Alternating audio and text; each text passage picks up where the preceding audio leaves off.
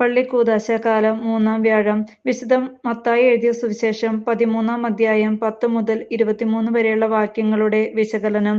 ഉപമകളുടെ ഉദ്ദേശ്യം. സ്വർഗരാജ്യത്തെക്കുറിച്ചുള്ള വിതക്കാരന്റെ ഉപമ അവൻ പറഞ്ഞു കഴിഞ്ഞപ്പോൾ എന്തുകൊണ്ടാണ് ഉപമകൾ വഴി സംസാരിക്കുന്നതെന്ന സംശയം ശിഷ്യന്മാർ ചോദിക്കുന്നു. സ്വർഗരാജ്യം ഒരു ആത്മീയ രഹസ്യമാണ്. അത് ലോകരാജ്യത്തിലുള്ളവർക്ക് ഗ്രഹിക്കാൻ പ്രയാസം.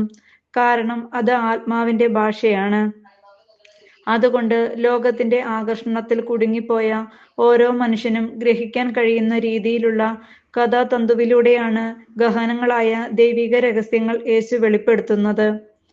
സരളഹൃദയർ അത് ഗ്രഹിക്കുകയും എന്നാൽ അറിവും ജ്ഞാനവുമുണ്ടെന്ന് അഹങ്കരിക്കുന്ന കഠിനഹൃദയർക്ക് അത് ഗ്രഹിക്കാൻ കഴിയുന്നുമില്ല. ഉള്ളത് നല്ലതായവന്റെ കണ്ണും കാതും തുറക്കപ്പെടും.